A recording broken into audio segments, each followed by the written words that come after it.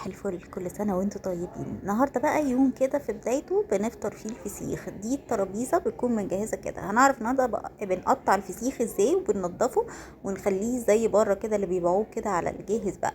الترابيزة خاص، بصل، زيت، ده اساسي. والجلافزات يا جماعة اللي ما جربهاش قبل كده، الجلافزات يا جماعة بتريح جدا وبتبقى نظيفة والايد ما بيبقاش فيها ريحة بعد ما تخلصوا. يا دوب غسلة صابونة مرة واحدة كده خلاص. فبجد الجلافزات دي مريحة جدا. بنطلع الفسيخ، نبتدي بقماش قديم، القماش ده هيترمي. ونبتدي ان احنا لازم قماش مش مناديل، المناديل هتلزق. ونبتدي ان احنا نشيل الملح الزياده كده من الخياشيم والفسيخه، الملح كل ده عشان ما يجيش في الاكل في اللحم بتاع الفسيخ. تمام. بالقماشه، القماشه تتعمل في كيس كده، بنرميها ونقفل عليها ونرمي. ده الفسيخ هنا بعد ما نضفاه من الملح كله خلاص. محضرين بقى كل المكونات واللزوم والحلويات دي جنبنا. تمام. بنمسك بقى الفسيخة هنقطعها ازاي كالآتي. اول حاجة بنجيب الراس بتاعة الفسيخة زي ما هتشوفوا كده، وبعدين نبتدي ان احنا نقطعها بالسكينة. تمام. الراس من تحت الخياشيم بتاعتها كده نقطعها بالسكينة ونرميها، مش عايزينها الراس دي.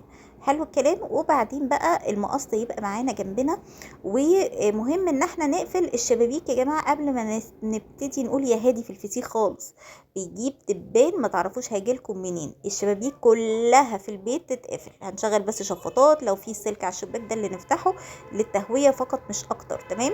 وبعدين هنفتح بقى الفسيخة بالمقص بالجنب كده بالمنظر ده. هنلاقي فيه الحاجات السودة دي كلها بنشيلها بظهر السكينة.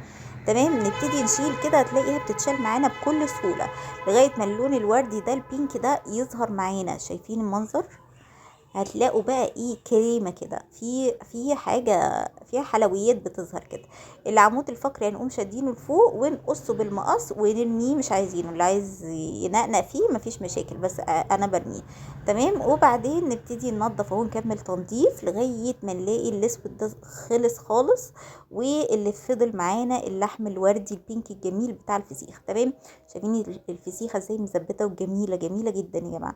وبعدين بعد ما نخلص كل الاسود ده هنعمل ايه بقى؟ هنجيب معلقه. احنا شايفين المعالق متجهزه جنبنا اهي. تمام. هنجيب معلقه ونبتدي بالمعلقه دي نفرك ال او عارفين زي ايه، زي بنغرف كده الفسيخ. بصوا الحركه دي، بنشيل الحته اللي احنا شلنا منها الاسود. شايفين الحته اللي شلنا منها دي بنقطعها، مش عايزينها. تمام. اللي عايز ياكل الفسيخه بالمنظر ده يرش الليمون عليها وياكلها، لكن احنا بنعملها كالاتي. بنعملها طبق في الاخر سلطه، وهتشوفوا الدنيا دلوقتي بنعملها ازاي. نجيب بقى المعلقه ونبتدي تحت كده الفسيخه من نص العمود بتاعها، من نصها كده لبره. تمام. ونبتدي نشيل كده، نلاقي اللحمه بتتشال معانا بكل سهوله. لو الفسيخه جميله يا جماعه متخدم عليها كويس بتتشال معاها اللحمه بكل سهوله. ونبتدي ان احنا نشيل بقى كل اللحمه. هعمل لكم هنا فسيخ اهو. وهوريكم واحدة تانية علشان تبقوا عرفتوا الطريقة كويس جدا. تمام. هنعمل بقى كده في كل الفسيخ اللي عندنا. هنبتدي اللي عايز بقى زي ما قلت ياكله كده، اللي عايز يقطعه كده، الناس اذواق في الفسيخ.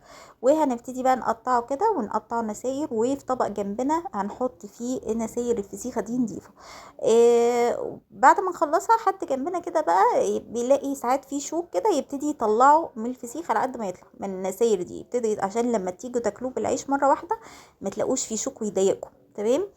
او لو هتعملوه سندوتشات ما يبقاش فيه شوك ويضايقكم. هنا الفسيخه التانية اهي هنعملها معاكم برضو. شلنا الاسود قطعناها من الجنب بالمقص. شلنا الاسود، شلنا العمود الفقري خالص، وابتدينا ان احنا نقطع الحته بالمقص اللي هي الحته مكان ما شلنا الاسود ده. مش محتاجينها، هي اصلا ما فيهاش لحم الحته دي. وهنبتدي كده نقطع الحواف بتاعتها بالمقص عشان تبقى قدامنا فسيخه شكلها حلو ونضيفه. وهنبتدي ان احنا برضو نجيب المعلقه ونعمل زي ما عملنا في اللي فاتت، بنكحت من جوه لبره، من نص كده لبره في الجنبين. جنب كده من نص لبره، والجنب التاني من نص لبره. تمام. في ايدينا طبعا المقص. الناس قاعده على السفره هي مستنيه الاكل يخلص بس. وشيلنا العمود زي ما احنا متعودين، ونقص الديل بتاعنا برضو مش عايزينه. شكلها بيبقى جميل جدا يا جماعه. هي المطاعم بيقدموها كده او بيقدموها سلطه لو انتوا حابين. تمام. وبالمعلقه زي ما قلنا بن جوه لبره. طبعا احنا حاطين الليمون جنبنا، والزيت زيت زيتون او زيت عادي، بس طبعا هو الفسيخ عايز زيت عادي عشان زيت الزيتون بيغير في طعمه. بس ايه اللي حابب ده اذواق برضه. والليمون طبعا يعني بيموت في الليمون، فالليمون بقى شجرة ليمون كده جنبكم تحطوها علشان هو بيموت في الليمون، والليمون هيبقى مطهر علشان ايه بطننا تهدى كده معاه. وبعدين هنقطع اهو الحواف زي ما احنا شايفين، والمعلقة والفسيخة التانية جاهزة معانا. طبعا التحضير ده بنصحى من بدري جدا نحضره عشان الناس تصحى ايه تلاقي الحاجة جاهزة، وننضف حوالينا كده وتبقى السفرة جاهزة ان الناس تاكل كده، والدنيا تبقى ايه نظيفة ولذيذة كده معانا. الجلافز يا جماعة مريح جدا بجد في التعامل. يعني لو ما انتوش يعني تقولوا ايه جلافز ايه وفسيخ ايه دونت ماكس، لا هو بيمكس قوي يا جماعه معاه، وهتاكلوا وهتتبسطوا وهتحسوا ان الدنيا معاكم مريحه كده. احتجتوا حاجه بتشيلوه وتقوموا تخلصوها وترجعوا تاني تلبسوه وتكملوا اكل، بجد هيريحكم قوي ومش هيخلي ايديكم ريحتها فيها زفارات. بس لو انتوا مش بتاكلوا في الجلافز، احسن طريقه تغسلوا بيها الايدين هي معجون السنين، بتضيع برضو اي ريحه. شايفين الشوك اهو ببتدي ان انا اطلعه واحنا قاعدين كده على قد ما نقدر كده. الشوك الظاهر قوي ده بنبتدي نطلعه في طبق بقى في جنب، بنبتدي نقطع البصل الاخضر بتاعنا، ونقوم حاطين عليه نساري فسيخ، ونرش بقى ليمون ليمون ليمون ليمون ليمون لغايه ما ايه ما يشبع ليمون.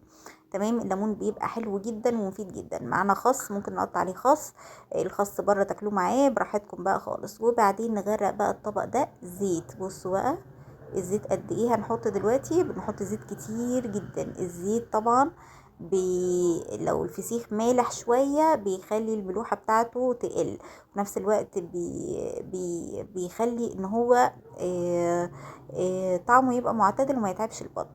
بس كان بداية يوم شم النسيم وطبق الفسيخ بتاعنا. كل سنة وانتم طيبين.